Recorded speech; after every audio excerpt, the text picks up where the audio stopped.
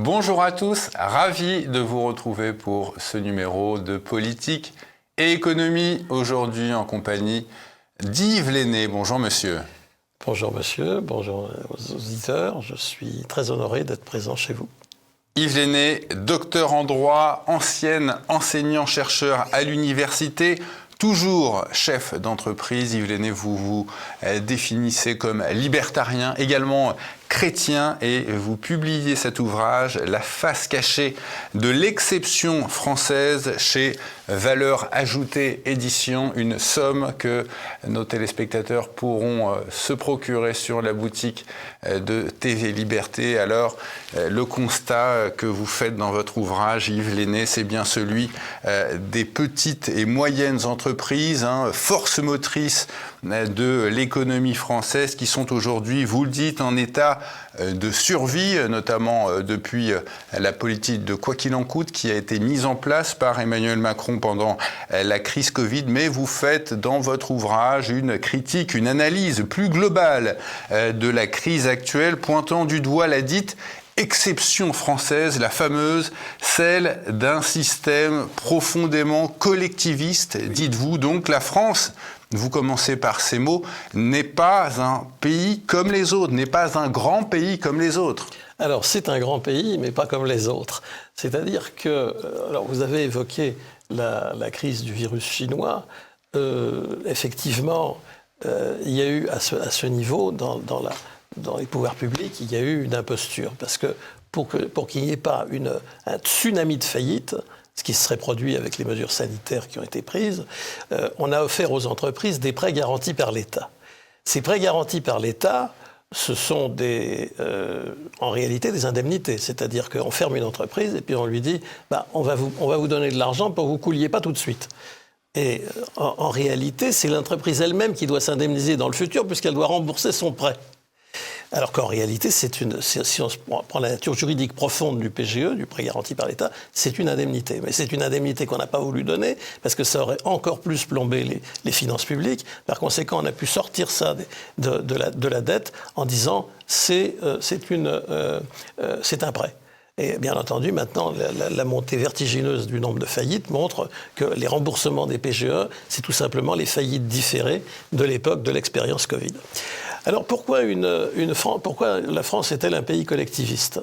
Bien, tout simplement parce que les fondamentaux du système français sont des fondamentaux où l'individu, qui dans une société à dominante individualiste, est au cœur de la société, l'individu aujourd'hui est largement considéré comme une composante d'une collectivité qui lui est totalement supérieure. C'est le principe de la société holiste, le principe de la théorie holiste, c'est-à-dire, c'est déjà dans Confucius, mais ça a été synthétisé par le général Smuts, c'est le tout est supérieur à la somme des parties.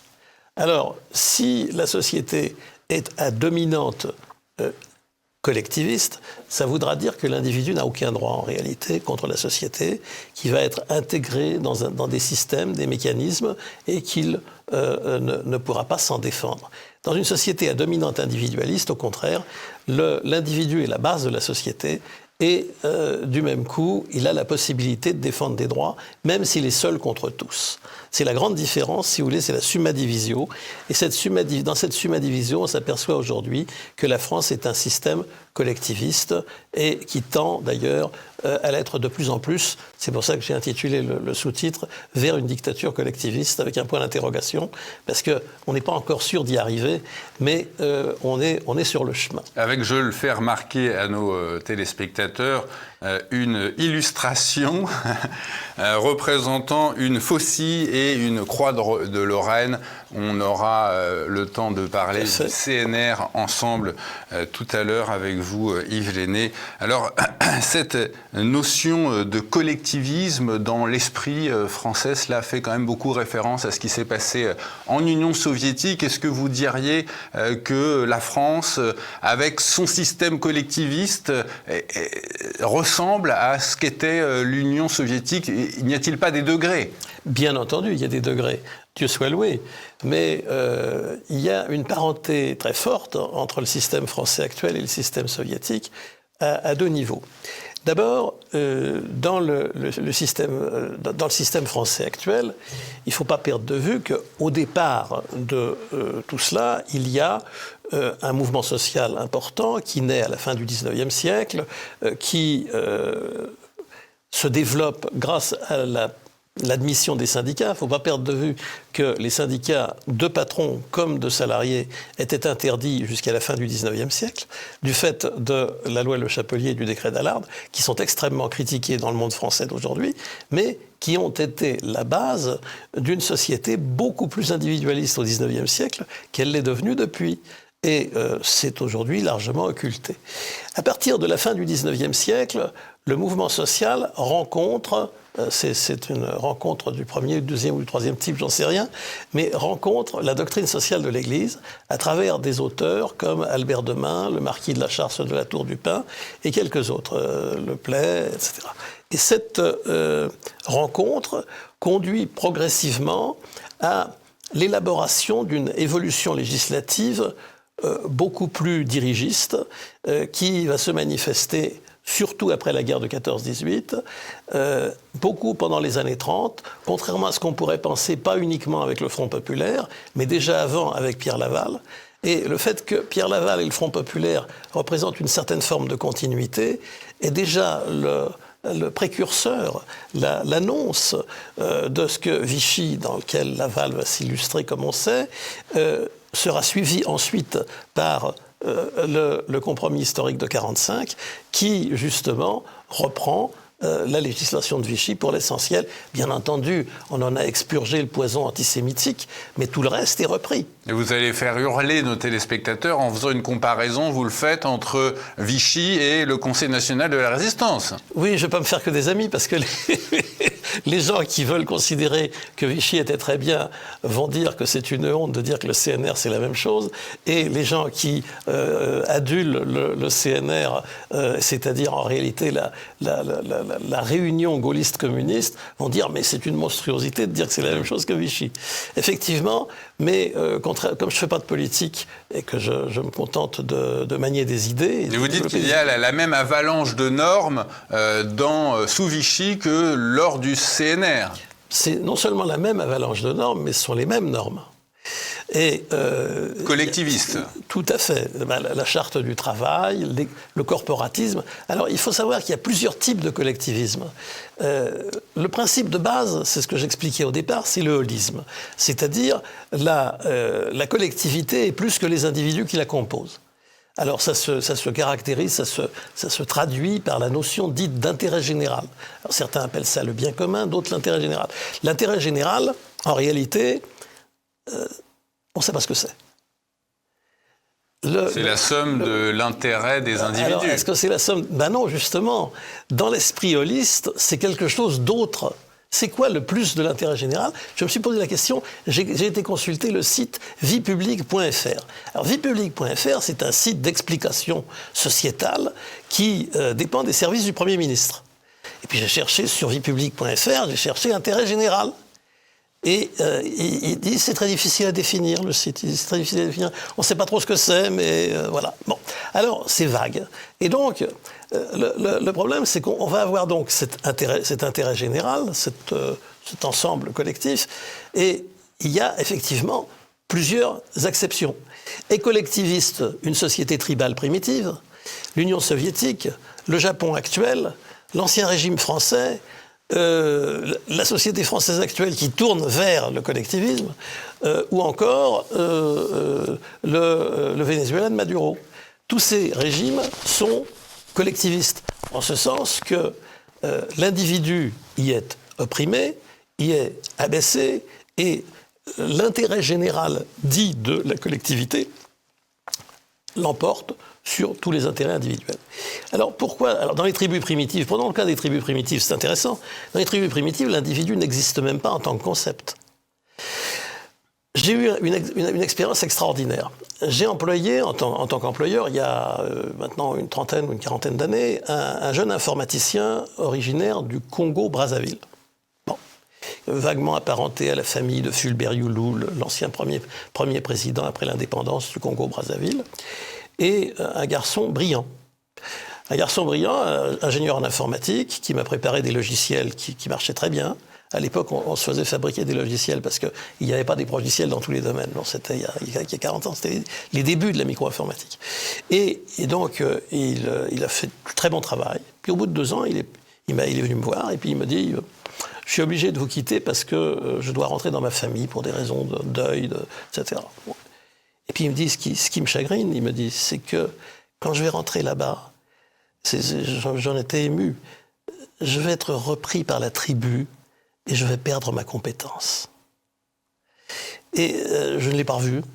Et si vous voulez, c'est un exemple intéressant du fait que l'excellence, c'est d'abord individuel. Il a été avalé par le clan, quoi. Et il s'est retrouvé, enfin, il se préparait à être avalé par le clan. Alors, vous développez la notion de service public, évidemment, qui est le corollaire du collectivisme. Yves Lenné, vous dites qu'il est dans son essence même profondément, évidemment, collectiviste. Mais alors, vous commencez votre ouvrage avec ces notions. L'enseignement, la culture, les transports, l'énergie, tout cela devrait, selon vous, relever du privé, du domaine du privé? En tout cas, du domaine du marché. Le problème est le suivant.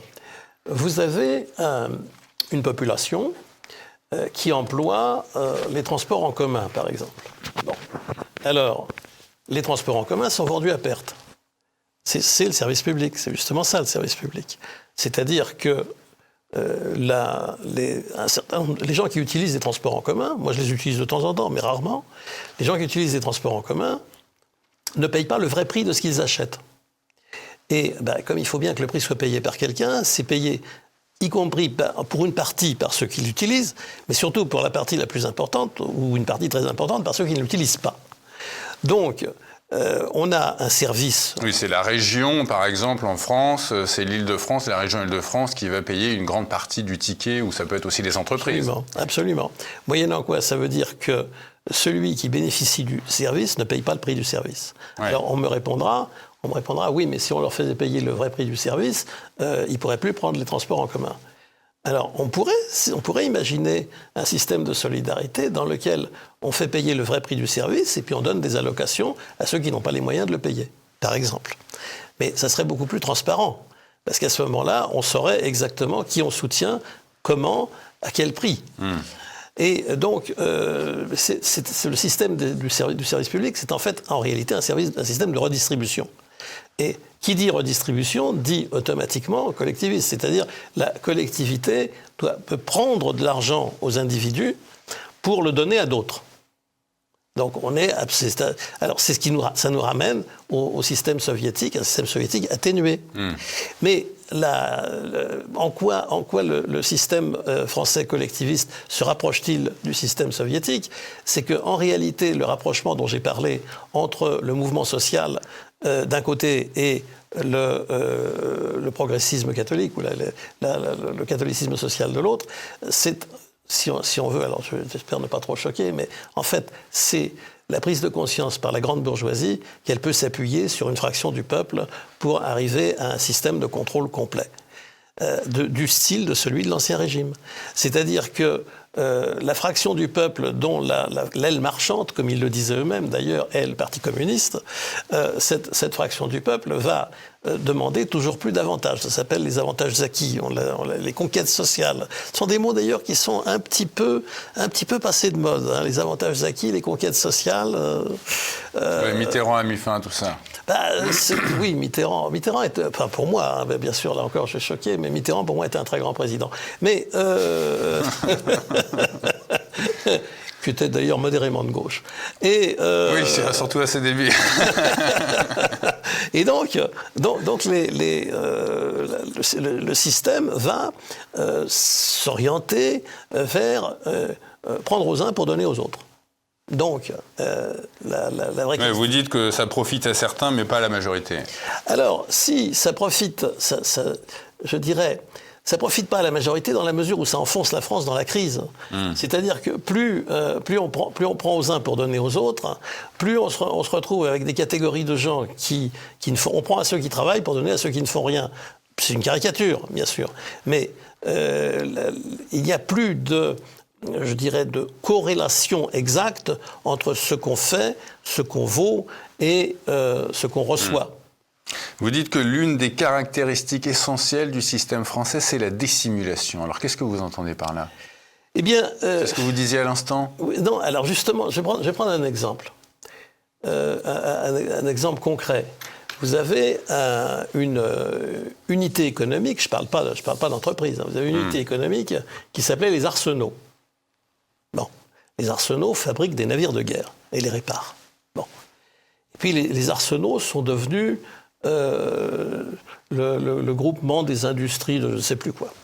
Et puis finalement, on a décidé de renommer ça parce que comme la fabrication de frégates et d'autres engins de guerre demande des investissements très lourds qui ne peuvent pas être rentabilisés uniquement par les besoins de l'armée française ou de la marine française, il faut vendre à l'étranger. Il faut répartir les frais dits de recherche et développement sur une production qui excède les besoins des militaires français. Alors, il faut vendre à l'étranger. Alors, pour vendre à l'étranger, comment on a réappelé les arsenaux ? Naval Group. C'est devenu Naval Group. Alors, pour mes amis de Radio Courtoisie, qui sont très attachés à la francophonie, ils apprécieront qu'on ait appelé ce système Naval Group, avec Naval et Groupe, G-R-O-U-P, bien entendu, et sans E. Eh bien, ça, c'est un exemple, mais il y en a comme ça des quantités. On vous donne Gaz de France. C'est joli, Gaz de France. Ça s'appelle maintenant Engie. Pourquoi Engie et ainsi de suite. C'est-à-dire qu'il y a eu un effort considérable de ce que les anglo-saxons appellent naming, c'est-à-dire redonner un nom qui est vendable internationalement. Autre exemple, mais dans un autre domaine. Vous avez des OPA ou des tentatives d'achat qui sont faites par des grandes entreprises étrangères sur des entreprises françaises ou en bon état ou en mauvais état. Exemple, il y a eu Danone que je cite. Alors Danone, c'est une boîte qui n'a rien à voir avec la défense nationale, qui n'a rien à voir avec la sécurité nationale et dont le capital était dispersé, et toujours d'ailleurs, et qui est peu performante. Alors, il y a un géant de l'agroalimentaire mondial qui s'appelle PepsiCola qui a été intéressé pour racheter Danone. Et les multiples actionnaires de Danone auraient certainement été ravis de vendre au cours élevé que PepsiCola se proposait d'offrir. Et puis à ce moment-là arrive M. de Villepin, je ne sais pas s'il est deux d'ailleurs, et qui ben oui, parce que c'est un peu comme Giscard d'Estaing, c'est-à-dire c'est du naming aussi là. Oui, c'est du naming, exactement, c'est du naming. D'ailleurs, un jour, j'ai rencontré au Luxembourg un industriel qui m'a dit, vous savez, en Allemagne, si vous voulez devenir baron, vous vous faites adopter par un baron, mais j'ai pas voulu être baron. Alors, mais donc. Qu'est-ce qu'il fait ? Eh bien, il dit pas question que PepsiCola achète Danone. Et il n'est pas le seul d'ailleurs. Borloo a dit la même chose, etc. Fleurons. Alors les fleurons. J'adore les fleurons de l'industrie française. Vous savez ce que c'est que les fleurons ? Les fleurons, ce sont des petites fleurs qui sont sur une couronne. Donc les fleurons, c'est les fleurs de lys de la couronne. Les mots ont un sens. C'est ce que j'appelle les traîtres mots. Quand on vous parle de fleurons de l'industrie française, ça veut dire en réalité que ça fait partie des joyaux de la couronne. Autrement dit, que les grandes industries, c'est l'État. Les fleurons, on les a vendus, et comme on n'a pas été non plus capable de défendre la couronne de France, les bijoux qui étaient entreposés au Louvre, on les a laissés partir aux quatre vents. Oui, mais ça c'est un autre... Peut-être, je pense que, en tout cas, oui, je pense que nos téléspectateurs auront compris l'histoire de la dissimulation. Ouais. Mais alors juste encore un truc, juste dans ce que j'appelle la dissymétrie morale. Vous avez par exemple, donc, Danone ne peut pas être acheté par PepsiCo.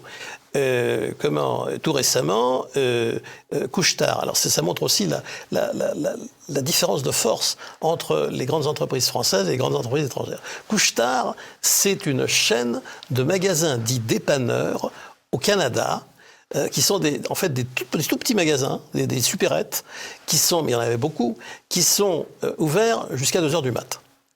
Et cette chaîne de supérettes a beaucoup de trésorerie. Parce qu'on gagne de l'argent au Canada.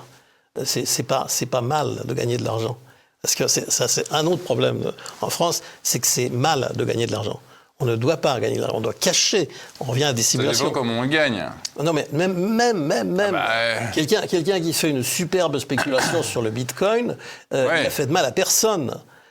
Mais attendez. Enfin, gagner de l'argent quand on est un dealer de drogue, ça pose problème. Attendez, ça c'est des criminels, ou plutôt des délinquants. Mais moi, je vous parle de gens qui gagnent de l'argent honnêtement. Alors c'est vrai qu'en France, c'est très rare. Parce que c'est très rare. Pourquoi ? Parce qu'on leur prend l'argent qu'ils gagnent. Yves Lenné, je pense qu'on a bien compris l'histoire de la dissimulation du système. J'aimerais qu'on passe à autre chose, puisque vous évoquez dans votre ouvrage le fait que vous ayez approché des gens qui vous ont beaucoup appris, en les personnes de Jean-Marie Le Pen ou de Jacques Foccart, l'homme de la France-Afrique. Qu'est-ce que vous avez appris auprès d'eux ? Alors, je n'ai rien fait en France-Afrique. J'ai connu l'appareil de Jacques Foccart en étant membre dirigeant de l'UNI, l'Union nationale interuniversitaire, qui était en réalité très lié avec le service d'action civique, qui était contrôlé au sommet par Jacques Foccart. Il y avait un chef du service d'action civique, et puis au-delà, il y avait Jacques Foccart. Jacques Foccart n'était pas seulement quelqu'un qui s'occupait de la France-Afrique, c'était aussi quelqu'un qui s'occupait de services à l'intérieur de la France. Et donc, à l'époque du général de Gaulle, c'était le vrai grand chef des services secrets, même si il y avait des directeurs officiellement nommés. Et donc, je l'ai connu, j'ai eu l'honneur de le rencontrer aux 3 ou 4 reprises, et c'est un personnage tout à fait fascinant. Mais quant à Jean-Marie Le Pen, j'ai été honoré de son amitié, je l'ai quitté à une époque parce que il y avait une divergence sur une personne, en réalité, sur une personne qui était entrée au bureau politique. Bon, je ne vais pas m'étendre davantage là-dessus. Mais qu'est-ce qu'ils vous ont appris, cher Yves Lenné, ces deux hommes ? Ils m'ont appris... Sur le système français.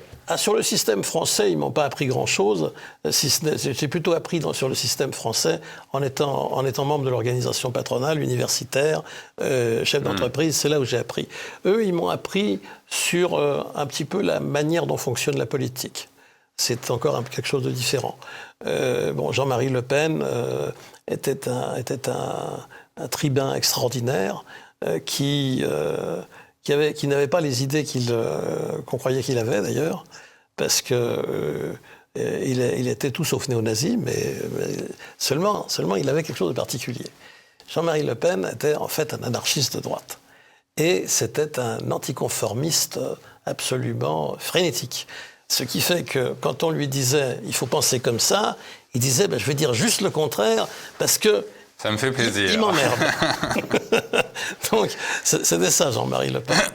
C'est un personnage remarquable. Revenons à la collectivisation du système français. Vous dites qu'elle est cachée derrière notre intégration dans une Union européenne prétendument vouée à l'économie de marché. Mais les accords de libre-échange que la Commission européenne signe, est-ce que ça n'est pas le symbole de notre soumission en tant que membre de l'Union européenne au marché ?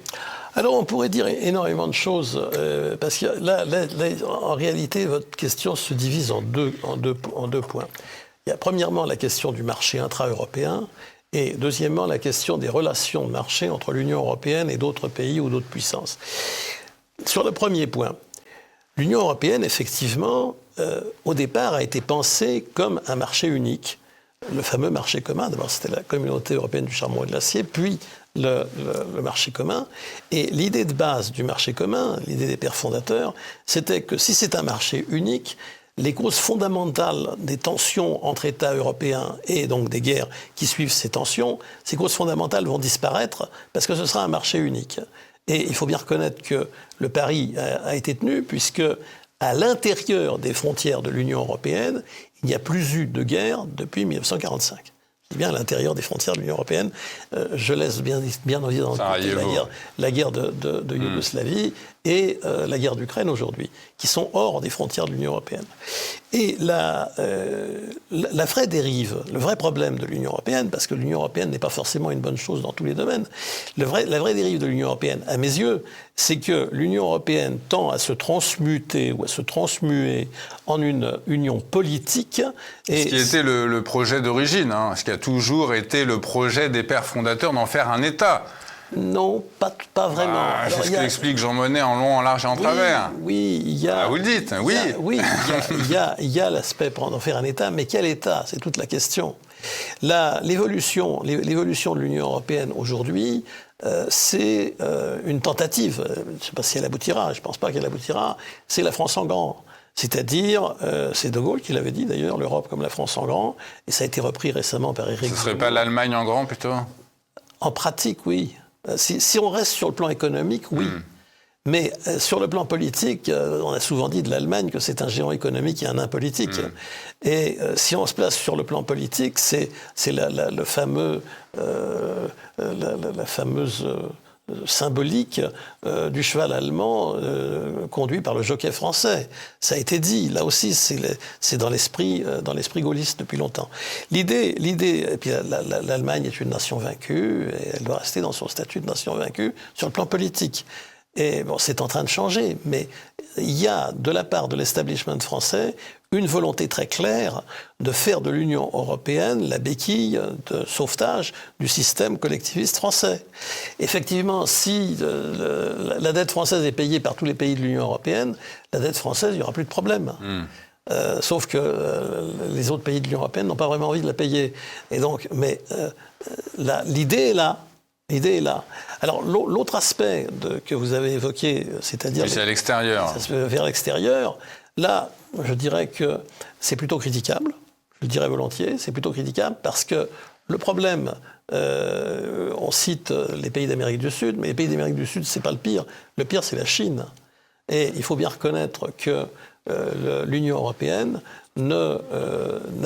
n'assure pas vis-à-vis de la Chine la réciprocité qui devrait être assurée. C'est-à-dire que si on disait, par exemple, qu'il faut appliquer la norme dite norme IFRS 13 comptable aux investissements en Chine, les investissements doivent être comptabilisés dans les grandes entreprises pour le montant de leur réalisation possible à la fin de l'exercice. Imaginez 1 milliard investi dans une usine en Chine par une grande entreprise française, à la fin de l'exercice, on dit attendez, vous pouvez la vendre combien? 0. Bon, très bien, vous mettez 1 milliard de provisions, vos actionnaires seront ravis. Deuxième point, le travail servile est interdit et il est absolument entendu sur le plan international qu'on ne doit pas pouvoir acheter des marchandises qui viennent du travail servile. Eh bien, les Chinois ont 6 millions d'esclaves dans les laogai, 10 camps de rééducation, et qui produisent des quantités de choses. Il faudrait à ce moment-là avoir une inspection internationale qui dise tel produit ne vient pas du laogai, aucun de ses composants ne vient du laogai, parce que sinon c'est du travail servile. Mais comme la Chine ne l'acceptera jamais, ça interdit toute importation chinoise, tout simplement, par l'application des textes existants. Et idem pour les investissements chinois en Europe. Les investissements chinois en Europe ne devraient être permis qu'à condition qu'il y ait une réciprocité du droit de propriété en Chine. Alors on va me dire, il y a un droit de propriété en Chine? Non, parce qu'il n'y a pas une justice indépendante pour le faire respecter. Il faudrait qu'il y ait une justice indépendante en Chine, une déclaration des droits, comme la déclaration des droits de l'homme française, ou la déclaration de la Convention européenne des droits de l'homme. C'est très difficile pour une entreprise française de s'installer en Chine. Ça serait impossible. Ça serait impossible pour une entreprise française de s'installer en Chine et impossible pour une entreprise chinoise de s'installer en Europe. Fin de l'histoire. Par la simple application, j'ai fait un article d'ailleurs là-dessus dans Valeurs Actuelles il y a 3 ans, et par la simple application des textes existants. Donc là, l'Union européenne, effectivement, faillit complètement en ne demandant pas l'application des textes. Vous faites une liste des fausses causes de la crise française. Oui. Vous évoquez, alors vous n'allez pas vous faire que des amis, encore une fois, la globalisation, la construction européenne et l'euro, l'immigration, la finance internationale. Tout cela, selon vous, ne sont pas les principales causes de la crise que rencontre la France. Je peux vous expliquer d'abord pourquoi ce ne sont pas les principales causes. Je vous dirai après les vraies causes. Alors, la globalisation, c'est tout simplement le fait que une entreprise, des producteurs français, on revient à ce qu'on disait avec les tomates espagnoles ou françaises, un producteur français, dans la globalisation, il va être confronté à la production ou à la productivité des autres pays. Et bien entendu, là encore, on va revenir à la concurrence des systèmes. C'est-à-dire que si vous produisez un grille-pain. Vous produisez un grille-pain en France. Le consommateur, il faut savoir aussi que le principal adversaire du producteur concurrençable, c'est-à-dire du producteur non abrité. Bon, le couvreur, le conducteur d'autobus sont abrités, comme on dit, parce qu'il ne va pas y avoir un Coréen, un Américain ou un Mexicain qui va faire le travail à sa place. Mais le producteur de grille-pain, pour prendre un exemple trivial, le producteur de grille-pain, lui, il n'est pas abrité. Donc, quand il produit son grille-pain, dans le coût de production du grille-pain, ce qui veut dire dans le coût de vente, parce qu'on ne vend pas en dessous du prix du coût de production. Ce n'est pas fait pour ça, l'entreprise. Donc, on vend un peu au-dessus, normalement, du coût de production. Dans le coût de production du grille-pain, ce qui veut dire dans le prix de vente du grille-pain, il va y avoir la convention collective de la métallurgie, le 13e mois, les avantages sociaux divers, etc. Ça fait partie du coût. Il va y avoir un tout petit bout de la force océanique stratégique, des ronds-points. Ouais, mais là, vous parlez de la concurrence déloyale. Venez-en au fait. Non, ça, c'est la concurrence normale. C'est-à-dire que... mais c'est le marché qui fait qu'il y a une concurrence déloyale, parce qu'on fait affronter ces deux concurrences. Non, mais c'est une concurrence des systèmes. Oui.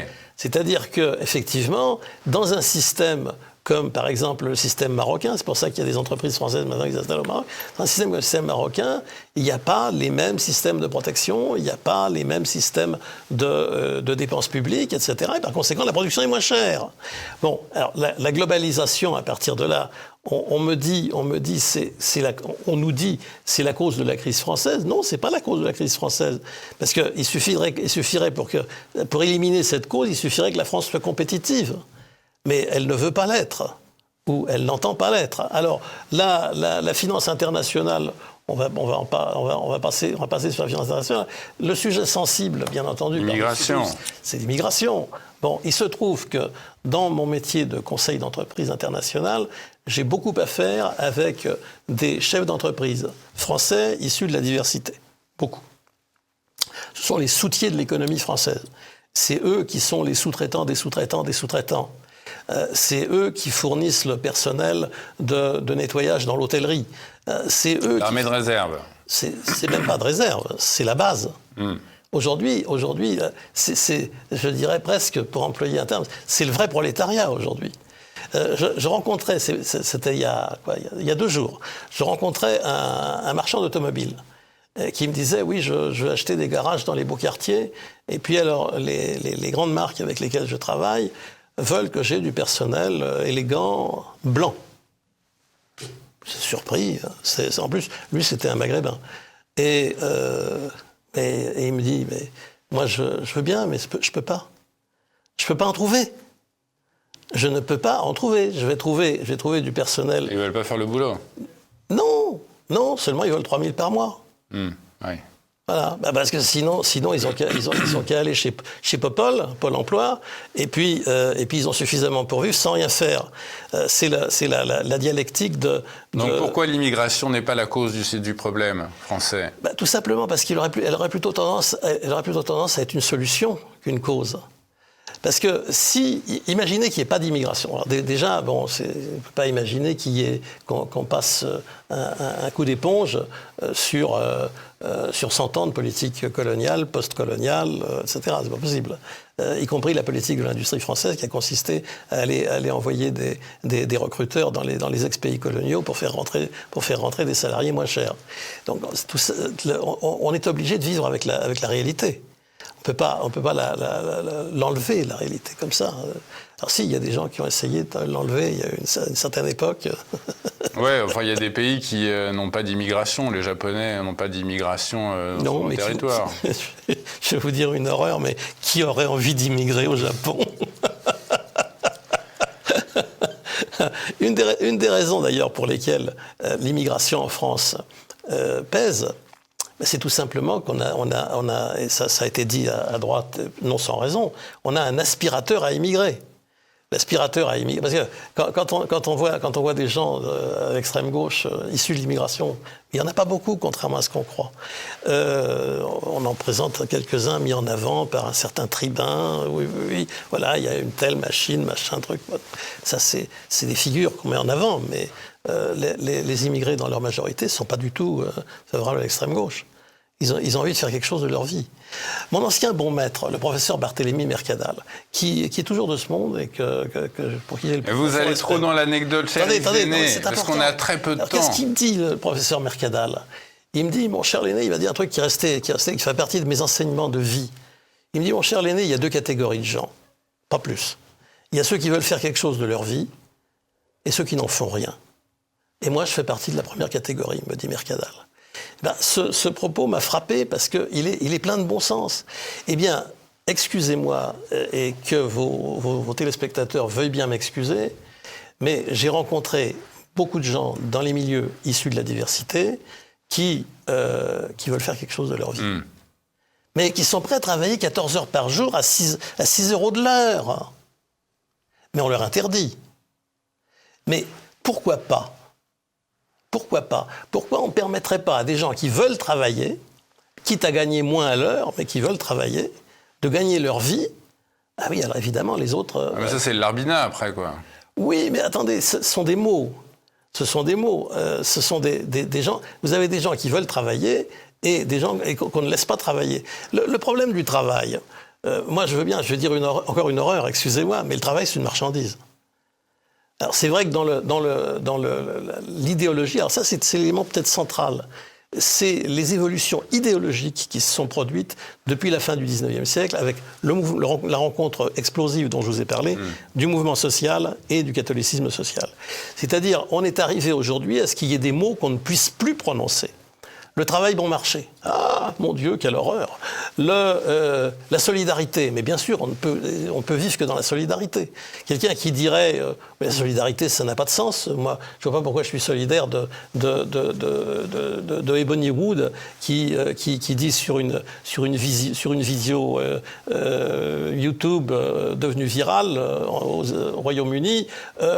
Ceux qui travaillent sont des vrais imbéciles. Moi, je suis payé 1600 livres par mois à ne rien faire en restant dans mon canapé à jouer aux jeux vidéo.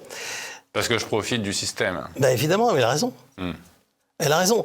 Pourquoi ? Et alors, c'est aussi le problème des immigrés vis-à-vis... Enfin, des immigrés, c'est pas le mot, parce que c'est des gens qui sont nés en France, ce ne sont pas des immigrés, mais des gens de la diversité par rapport aux aides sociales. On leur offre le lait qui va venir automatiquement de la vache étatique par un tube dans la bouche. Et puis ils vont dire non, va des rétros, Satanas, ce lait de la vache étatique, je n'en veux pas, je veux travailler. Il fait partie des idiots des Bonnie Woods, s'il dit ça. Le revenu universel. Le revenu universel, la couverture médicale universelle, tous ces mécanismes qui, en réalité, récompensent les gens qui ne font rien au détriment de ceux qui se défoncent. C'est ça la réalité de la redistribution. Ceux qui se défoncent, ils gagnent le SMIC. Providence, en fait. Absolument. Ils gagnent le SMIC horaire, et puis, pour permettre à des millions de gens de vivre en faisant très peu de choses ou en ne faisant rien. Et j'y intègre, sur les 6 millions de fonctionnaires qu'on a, environ 2 millions de fonctionnaires. Vous réduisez, en tout cas, vous expliquez, Yves Lenné, la crise actuelle par 3 facteurs. La crise de l'acceptation du risque, la crise de la responsabilité et la crise de la motivation. Oui. Alors, d'abord, la crise de l'acceptation du risque. Quelle est l'idée de base aujourd'hui ? C'est l'élimination du risque. Alors, il y a le principe de précaution, il y a la protection sociale.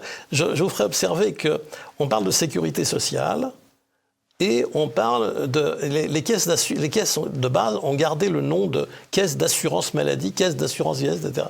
Mais en réalité, on a perdu de vue le principe assurantiel. Dans le principe assurantiel, l'idée est que des personnes vont s'assurer, c'est-à-dire vont bénéficier d'une indemnisation dans l'hypothèse où ils subissent un malheur de la vie. Mais il est clair que dans le système assurantiel, c'est comme l'assurance auto, c'est pareil, comme dans le système assurantiel, plus vous générez du risque, plus vous payez. Et plus vous êtes vertueux, c'est-à-dire vous ne générez pas de risque, vous avez par exemple en voiture une très faible accidentologie, comme on dit, vous faites partie d'une catégorie, femme de plus de 50 ans par exemple, qui est considérée comme très peu accidentogène, et vous allez payer moins cher. Bon, c'est logique. Et puis, par contre, vous conduisez comme un fou, vous êtes déjà fait retirer le permis, vous avez et vous avez en plus un bolide de 450 chevaux ou plus, vous allez payer beaucoup plus cher. Bon, et puis après, vous avez les moyens de payer ou pas, ça c'est une autre histoire. Mais l'assurance va vous conduire vers la vertu, c'est-à-dire conduire moins vite, avoir des voitures moins puissantes et se bien conduire. Dans la protection sociale, c'est l'inverse. Si vous fréquentez les dames du bois de Boulogne en trouvant de l'excitation à ne pas mettre de préservatif, si vous vous défoncez au crack, si vous faites tout ce qu'il ne faut pas faire, tous les vices possibles de la création, eh bien, la sécurité sociale, bonne mère, vous prend en charge et vous ne payez pas un sou de plus, au contraire. Un jeune cadre dynamique, en pleine santé, qui fait du sport, tout ce qu'on voudra, c'est pas forcément utile de faire du sport, mais peu importe, c'est un autre sujet. Un jeune cadre dynamique, en pleine forme, qui représente un risque de santé très faible, eh bien, mais qui gagne bien sa vie, il va payer beaucoup plus cher d'assurance maladie qu'un vieux salarié subalterne, alcoolique notoire, qui va payer presque rien. Alors que l'alcoolique est un risque pour l'assurance beaucoup plus importante. Donc, ça, c'est pour l'acceptation du risque. Donc, si vous voulez, exactement, on est dans l'inversion du risque. C'est-à-dire que, d'une certaine manière, plus vous prenez de risques, plus vous êtes protégé. Et donc, en même temps, on est dans une société où on ne veut pas le risque. On est dans une société qui veut éliminer la mort. Alors c'est très curieux d'ailleurs, parce que d'un côté... Oui, le principe de précaution. D'un côté, on parle d'euthanasie, et puis de l'autre côté, on veut éliminer la mort. On est un peu en pleine contradiction. Oui. Ah, oui. Et alors, donc élimination, donc pas d'acceptation du risque. Quand on dit à quelqu'un, t'as eu un accident de moto, il fallait peut-être pas rouler à 150 à l'heure. Ah oui, mais non, c'est scandaleux. Sur la responsabilité, cela relève un peu du même... C'est lié, tout ça est lié. Alors, la responsabilité... Aujourd'hui, là encore, vous allez me dire que je fais exprès de choquer, mais je ne fais pas du tout exprès. Simplement, je vais à l'encontre des idées reçues. Aujourd'hui, on est dans une idée reçue. J'ai parlé tout à l'heure de la solidarité. Quelqu'un qui dirait la solidarité, je m'assois dessus, il passerait pour un monstre. Je vais peut-être passer d'ailleurs aux yeux de certains pour un monstre. Et vous avez, dans le même esprit, vous avez la notion de réduction des inégalités. Est-ce que vous connaissez un seul politique qui dit « vive l'inégalité, c'est merveilleux l'inégalité, c'est productif, c'est dynamisant, c'est excellent pour une société l'inégalité. Il ne faut pas chercher à réduire les inégalités ». Est-ce que vous connaissez un seul politique sur l'ensemble du spectre ? Venez-en au fait, Yves Lenné. C'est très simple. Il y a un certain nombre de termes qui sont et d'idées qui sont des tabous. Alors, la responsabilité en est un. Quand quelqu'un est pauvre, elle est pauvre. Voilà. Quelqu'un est pauvre. C'est pas de sa faute, c'est de la faute de la société. Et c'est vrai aussi maintenant, même pour le crime. Alors, tout ça, alors là, le substrat de base est assez fortement marxiste. Il faut bien voir que, et c'est là où le problème des idées catholiques sociales se pose, c'est que dans l'esprit chrétien, il faut venir en aide aux pauvres, mais la pauvreté n'est pas en soi une vertu. Et alors que dans l'esprit marxiste, qui a beaucoup plus de parenté qu'on pourrait le penser, dans l'esprit marxiste, l'appartenance au prolétariat est en fait l'appartenance à une élite. C'est là où il y a un vice de conception. Et donc, je reviens à la responsabilité. Aujourd'hui, dire de quelqu'un qui est pauvre que c'est lui qui en est responsable, c'est une monstruosité. On ne peut pas dire ça. Et pourtant... Oui, Céline disait un prolétaire... un prolétaire est un riche, est un bourgeois qui a échoué. C'est pas absolument faux. C'est pas absolument faux. Alors, il y a comment dirais-je, le juriste Don Dieu de Vabre qui disait au XIXe siècle que les prolétaires doivent leur situation inférieure aux tares héréditaires de leur corps et de leur esprit. Bon, on va pas aller jusque-là. Mais, si vous voulez, il y a un certain nombre de tabous, d'idées reçues, d'allant de soi, dont le fait que, dont la négation de la responsabilité. Quand on a, je ne sais pas moi, par exemple, une mère célibataire qui a du mal à élever son enfant, etc. Ok. Mais au départ, elle a bien voulu être une mère célibataire. Donc il y a une forme de responsabilité. La notion de responsabilité est niée. Les délinquants ne sont pas responsables, c'est la société qui est mal foutue. Yves Lenné, on prend beaucoup d'exemples, mais on doit terminer cette émission dans un instant. Et pour sortir de la crise, vous dites qu'il est possible de débloquer un à un les verrous du système français sans que cela n'entraîne de protestations d'ampleur. Quels sont les verrous, justement, ces petites décisions que vous proposez qui seraient susceptibles de faire sauter le système? Alors, dans le bouquin suivant, j'en proposerai 80, mais je vais vous en illustrer 2 ou 3. Exemple. Aujourd'hui, le système économique, notamment des PME, est contrôlé par les banques. Complètement contrôlé par les banques. Vous devez montrer patte blanche pour ouvrir un compte bancaire. On peut vous fermer le compte quand on a envie. Et on n'a pas de motif à donner. Imaginons une toute petite réforme. Les banques sont soumises, comme les autres entreprises, au délit de refus de vente. Leurs agences sont des guichets ouverts qui sont en état de ce que les juristes appellent de pollicitation, c'est-à-dire qu'elles sont en état d'offre à la clientèle. Un client vient-il en banque pour dire « je veux ouvrir un compte », il présente une pièce d'identité, il donne éventuellement quelques billets de banque pour mettre un peu d'argent sur le compte, et il peut ouvrir un compte. Et la banque n'a pas le droit de refuser, ce serait un délit de refuser d'ouvrir un compte. Rien que ça. Qui va descendre dans la rue pour dire non? Personne. Mais ça change tout. Ça change tout. Ça facilite le développement de l'entreprise, les initiatives individuelles. À l'inverse, et dans le même sens d'ailleurs, c'est les banques ferment des comptes, on ne sait pas pourquoi. La banque peut fermer vos comptes, votre compte, elle n'a pas à vous dire pourquoi, elle vous donne un délai de 2 mois pour aller chercher un autre... Ce qui nous est arrivé à TV Liberté. Ben voilà. Eh bien, ça devrait être interdit. La banque devrait avoir l'obligation de motiver la rupture de la relation commerciale, ce que n'importe quel co-contractant a l'obligation de faire. Oui, mais quel rapport, Yves Lenné, avec ce que vous dénoncez, à savoir le caractère collectiviste du système français? C'est très simple. Ce système collectiviste ne fonctionne que par tout un ensemble de verrouillages. À partir du moment où vous faites péter ces petits verrous, le système ne peut plus fonctionner comme il fonctionne à l'heure actuelle. C'est aussi simple que ça. Je prends l'exemple bancaire. Le contrôle de l'économie par les banques, vous mettez ces 2 petites réformes en place, il n'y a plus de contrôle de l'économie par les banques. Sur les entreprises, libre circulation des espèces. Simplement, libre circulation des espèces. Donc, l'establishment perd le contrôle. C'est tout, c'est aussi simple que ça. C'est extrêmement simple. Qui va descendre dans la rue pour dire non, les espèces ne doivent pas circuler librement? La limitation de certains délits.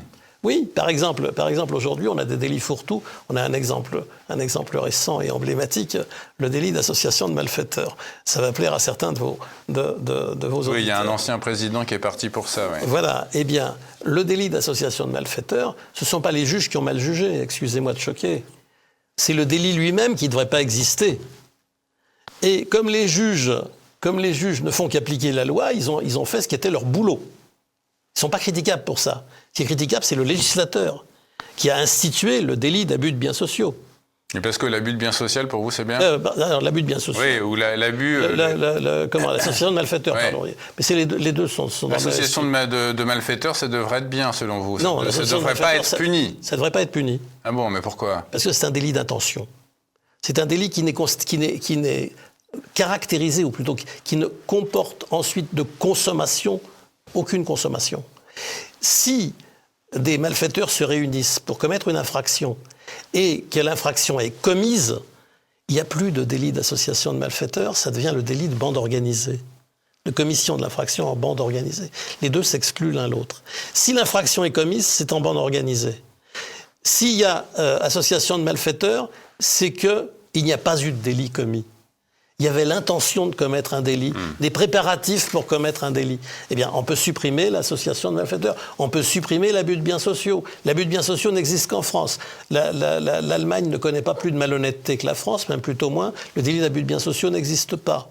En Allemagne, un chef d'entreprise peut se faire prêter de l'argent par sa société. En France, il va en prison.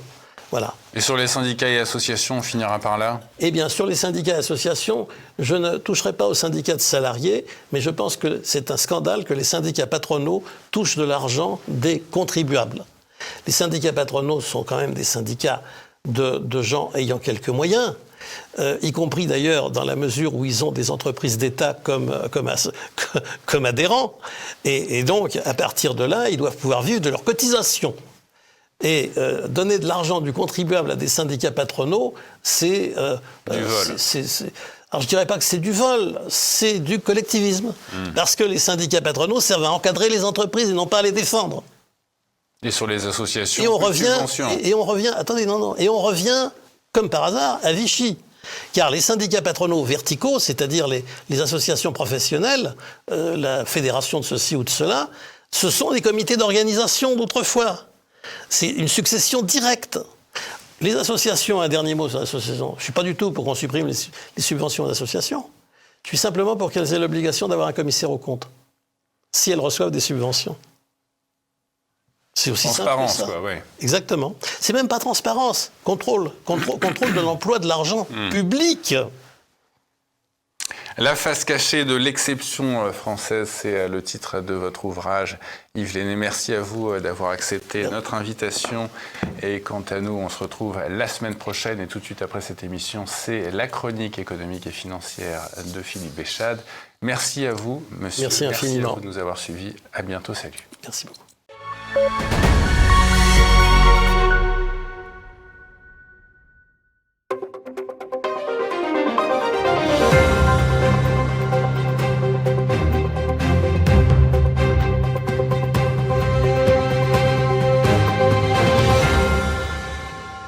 Bonjour et bienvenue pour ce rendez-vous hebdomadaire de décryptage de l'actualité économique et géopolitique en mode affranchi.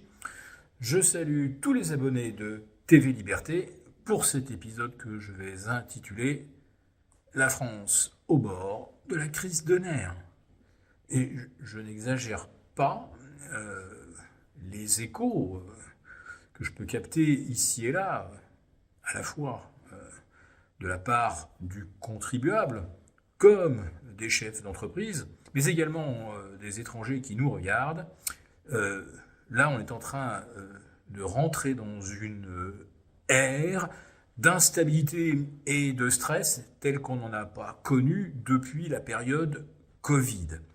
Vous vous rappelez cette période où tous les 24 heures, on nous inventait une nouvelle mesure liberticide, appuyée sur un nouveau mensonge, où tout dit menti d'ailleurs était immédiatement censuré sur les réseaux. Et bien là, d'un jour à l'autre, c'est d'abord se vacciner désormais contre la grippe, le zona, la polio, le Covid, 9e ou 10e rappel, je ne les compte plus. Mais également cette espèce de concours l'épine, de la taxation, de la spoliation des Français, tous azimuts, aussi bien donc le particulier que le chef d'entreprise. Et là, la liste des nouvelles taxes qui sont à l'étude en commission parlementaire, là j'en ai dénombré une trentaine.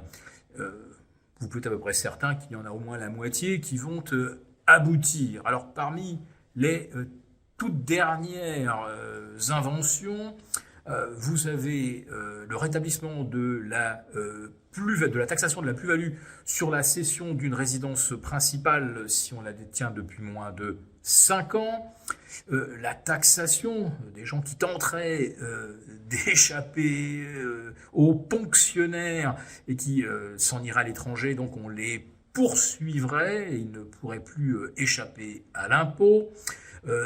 Alors que Kering, aujourd'hui, reprend 10%, on apprend qu'il y a un projet de taxation à 33% et non plus 20% des produits de luxe.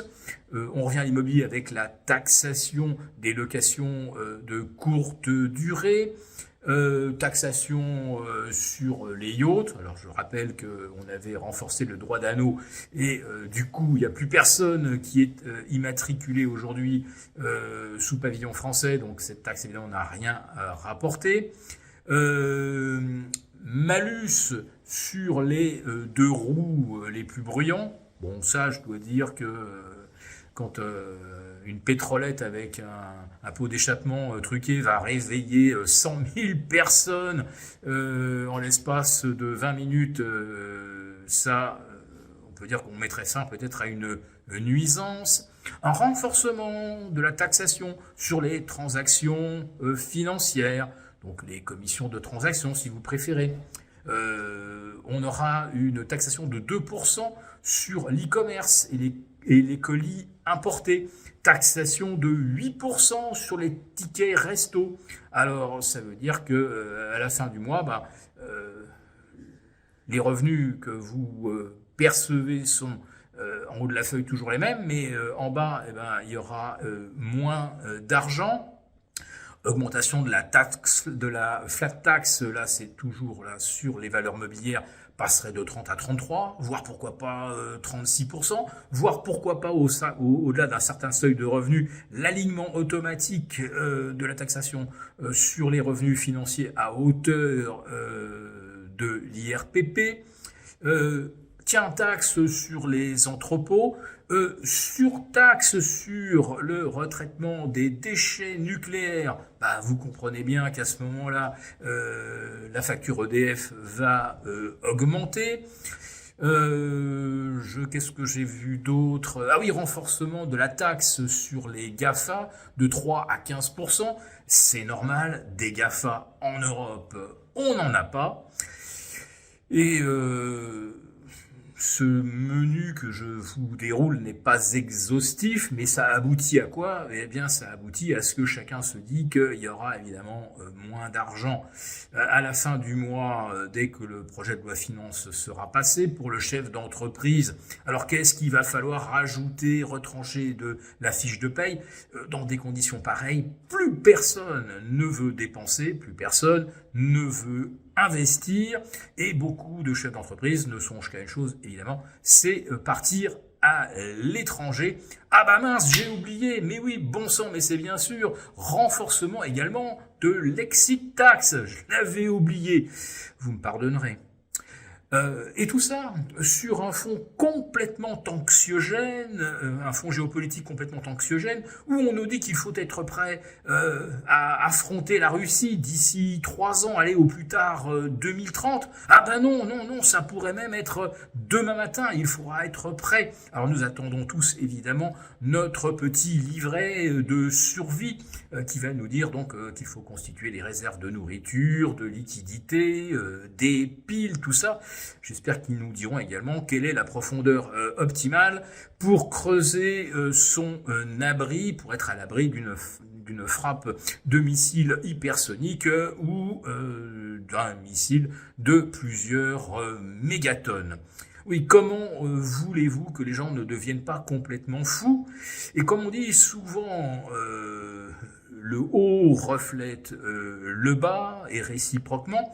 Comment donc ne pas se poser la question de savoir si on n'est pas dans le délire, voire dans la démence au plus haut niveau, c'est-à-dire l'Élysée, et cela se reflète évidemment au niveau le plus élémentaire de la société. Donc ce qu'on vous dit, c'est qu'on va vous surtaxer et qu'éventuellement, après-demain, il faudra enfiler le treillis et aller combattre les Russes dans les tranchées en Ukraine. Tout ça est complètement fou. On n'a pas connu, je le répète, de période aussi anxiogène depuis le Covid.